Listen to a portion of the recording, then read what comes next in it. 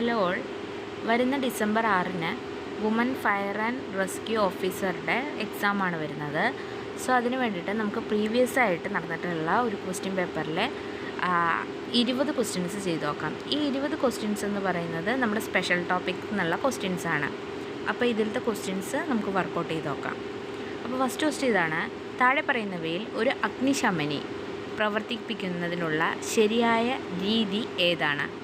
Option A pass. താഴെ പറയുന്നവയിൽ ഒരു അഗ്നിശമനി പ്രവർത്തിപ്പിക്കുന്നതിനുള്ള ശരിയായ രീതി ഏതാണ്? Option A pass. പാസ്സാണ് ഒരു അഗ്നിശമനി പ്രവർത്തിപ്പിക്കാനായ ശരിയായ രീതി എന്ന് പറയുന്നത്.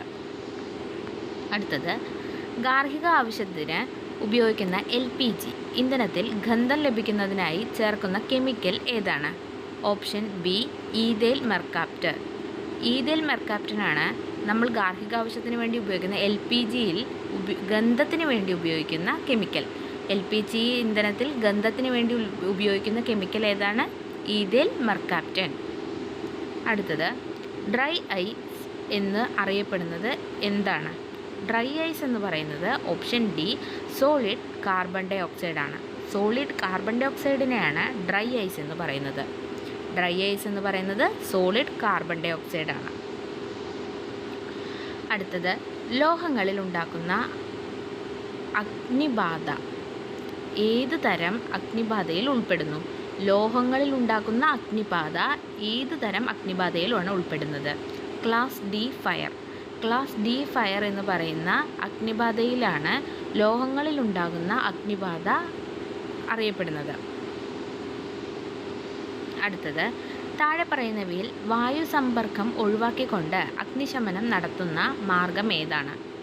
താഴെ പറയുന്നവയിൽ വായു സമ്പർക്കം ഒഴിവാക്കിക്കൊണ്ട് അഗ്നിശമനം നടത്തുന്ന മാർഗം ഏതാണ്? Blanketing and smothering. താഴെ പറയുന്നവയിൽ വായു സമ്പർക്കം ഒഴിവാക്കിക്കൊണ്ട് അഗ്നിശമനം നടത്തുന്ന മാർഗം ഏതാണ്? Option C blanketing and smothering. താഴെ പറയുന്നവയിൽ ഏറ്റവും ഉയർന്ന ജ്വലന പരിധിയുള്ള ഏതിനാണ്? ജ്വലന പരിധിയുള്ളത് ഏതിനാണ്? ഏറ്റവും ഉയർന്ന ജ്വലന പരിധിയുള്ളത് അസറ്റലീൻ. ഏറ്റവും ഉയർന്ന ജ്വലന പരിധിയുള്ളത് അസറ്റലീൻ. ഊഷ്മാവ് സ്ഥിരമായിരിക്കുമ്പോൾ ഒരു വാതകത്തിൽ വ്യാപ്തവും മർദ്ദവും വിപരീതാനുപാതത്തിലായിരിക്കും എന്ന് പ്രതിപാദിപ്പിക്കുന്ന നിയമം ഏതാണ്? ഊഷ്മാവ് സ്ഥിരമായിരിക്കുമ്പോൾ ഒരു വാതകത്തിൻ്റെ വ്യാപ്തവും മർദ്ദവും വിപരീത അനുപാതത്തിലായിരിക്കുമെന്ന് പ്രതിപാദിക്കുന്ന നിയമം ഏതാണ്? ബോയിൽസ് നിയമം. ഇത് SCRTയിൽ നമ്മൾ പഠിക്കുന്നതാണ്. അടുത്തത്, ഖരപദാർത്ഥങ്ങൾ ചൂടാക്കുമ്പോൾ ദ്രാവകമാകാതെ നേരിട്ട് വാതകമാകുന്നുണ്ട്. ഈ പ്രക്രിയയെ വിളിക്കുന്ന പേരെന്താണ്? സബ്ലിമേഷൻ അഥവാ ഉത്പതനം എന്നാണ് അതിനെ പറയുന്നത്. ഖരപദാർത്ഥങ്ങൾ ചൂടാക്കുമ്പോൾ ദ്രാവകമാകാതെ നേരിട്ട് വാതക രൂപത്തിലേക്ക് മാറുന്ന പ്രക്രിയയാണ് സബ്ലിമേഷൻ അഥവാ ഉത്പതനം എന്ന് പറയുന്നത്.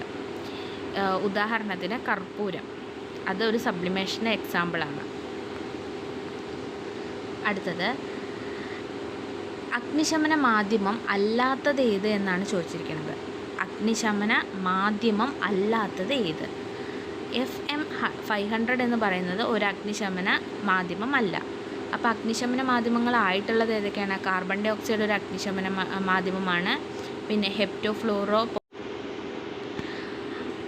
ആധുനിക പ്രഥമ ശുശ്രൂഷയുടെ പിതാവ് എന്നറിയപ്പെടുന്നത് ആര്? ആധുനിക പ്രഥമ ശുശ്രൂഷയുടെ പിതാവ് എന്നറിയപ്പെടുന്നത് ആര്? ഫെഡറിക് എക്സ്മാർക്ക്. കുട്ടികളിൽ അസ്ഥി വളഞ്ഞ് ഒരു ഭാഗം മാത്രം ഒടിയുന്ന തരം അസ്ഥിഭംഗത്തെ വിളിക്കുന്ന പേരെന്താണ്? Green stick fracture. കുട്ടികളിൽ അസ്ഥി വളഞ്ഞ് ഒരു ഭാഗം മാത്രം ഒടിയുന്ന തരം അസ്ഥിഭംഗത്തെ വിളിക്കുന്ന പേര് ഗ്രീൻ സ്റ്റിക്ക് ഫ്രാക്ചർ. CPR എന്നതിൻ്റെ പൂർണ്ണരൂപം എന്താണ്? CPR എന്നത് കാർഡിയോ പൾമനറി റെസിറ്റേഷൻ. CPR എന്നത് കാർഡിയോ പൾമിനറി റെസിറ്റേഷൻ. അമിത രക്തസ്രാവം മൂലം ജീവൻ അപകടത്തിലാകുമ്പോൾ പ്രയോഗിക്കുന്ന പ്രഥമ ശുശ്രൂഷ ഏതാണ്? അമിത രക്തസ്രാവം മൂലം ജീവൻ അപകടത്തിലാകുമ്പോൾ പ്രയോഗിക്കുന്ന പ്രഥമ ശുശ്രൂഷ ഏതാണ്? ടൂർണിക്കൈ. നിരവധി ആളുകൾക്ക് പരിക്കേറ്റ് വൈദ്യസഹായം നൽകേണ്ട സാഹചര്യത്തിൽ പരിക്കേറ്റ ആളുകളെ തരംതിരിക്കുന്ന പ്രക്രിയയെ വിളിക്കുന്ന പേര്? ട്രയേജ്. നിരവധി ആളുകൾക്ക് പരിക്കേൽക്കുന്ന സമയത്ത് ആ ആളുകളെ തരംതിരിക്കുന്ന പ്രക്രിയയെ വിളിക്കുന്ന പേരെന്താണ്? ട്രയേജ്. മനുഷ്യൻ്റെ നിശ്വാസവായുവിൽ ഓക്സിജൻ്റെ അളവ് എത്രയാണ്? 17%. മനുഷ്യൻ്റെ നിശ്വാസവായുവിൽ ഓക്സിജൻ്റെ അളവ് എത്രയാണ്? 17%. AED ഏത് അവസ്ഥയിൽ ഉപയോഗിക്കുന്നു? AED എന്നത് ഹൃദയാഘാതം എന്ന അവസ്ഥയിലാണ് ഉപയോഗിക്കുന്നത്. പ്രഥമ ശുശ്രൂഷയിൽ ABC എന്നത് എന്തിനെയാണ് സൂചിപ്പിക്കുന്നത്? ABC എന്നാൽ A for airway, B for breathing, C for circulation. Airway, breathing, circulation, ABC. അടുത്തത് സ്പ്ലിൻറ്റ്. താഴെ പറയുന്നവയിൽ എന്തുമായി ബന്ധപ്പെട്ടിരിക്കുന്നു? സ്പ്ലിൻറ്റ് എന്നുള്ളത് അസ്ഥിഭംഗവുമായി ബന്ധപ്പെട്ടിരിക്കുന്നു. ഇന്ത്യയിൽ വിവരാവകാശ നിയമം, വിവര സാങ്കേതിക നിയമം നിലവിൽ വന്നത് ഏത് വർഷമാണ്? Option A 2000.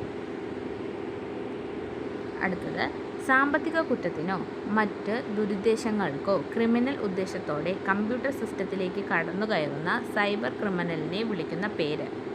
Black hat hacker. Thank you all.